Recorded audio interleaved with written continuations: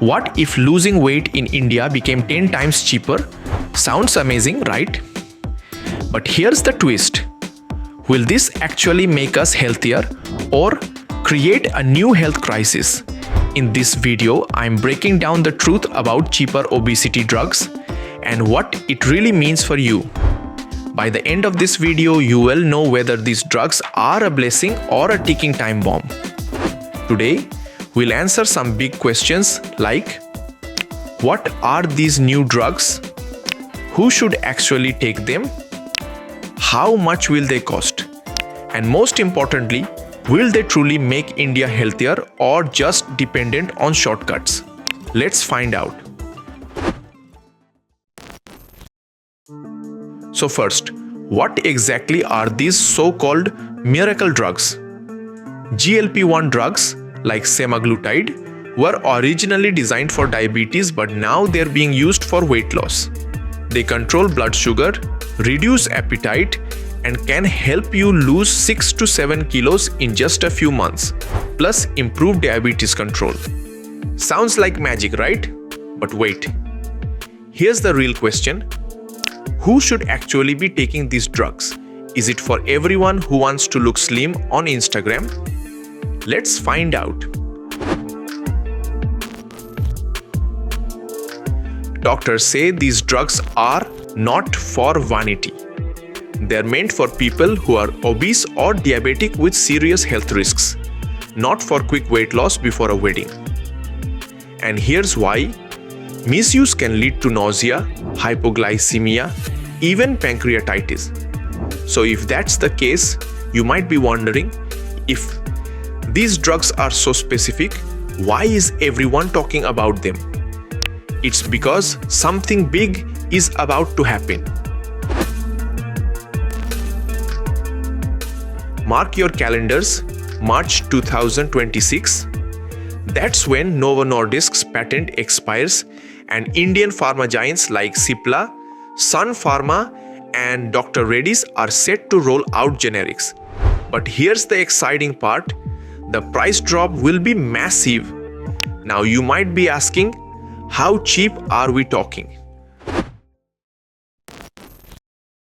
Right now, these injections cost around 25,000 to 30,000 rupees a month globally. But after generics, we're looking at 3,000 to 6,000 rupees per month, a 70 to 90% price cut. Affordable enough for India's middle class. But here's the catch. Will affordability lead to responsibility or misuse? That brings us to the big question. What do you think? If these drugs become affordable, will people use them responsibly or turn them into a shortcut for vanity weight loss? Drop your thoughts in the comments. Here's the dilemma. On one hand, these drugs could cut down obesity-related illnesses like diabetes, heart disease, even cancer. But on the other hand, India has a history of misusing medicines. Remember the antibiotic crisis?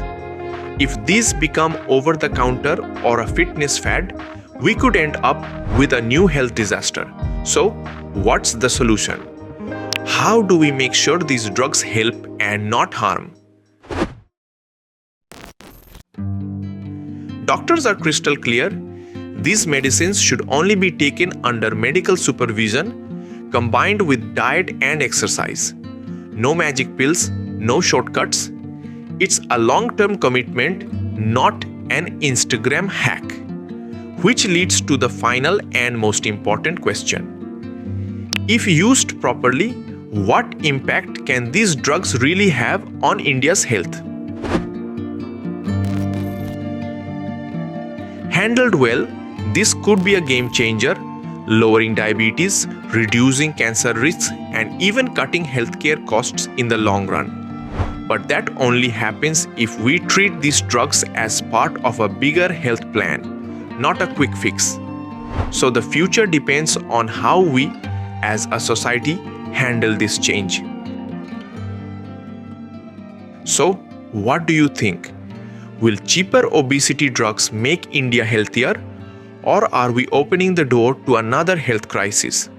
Comment below and tell me what you think.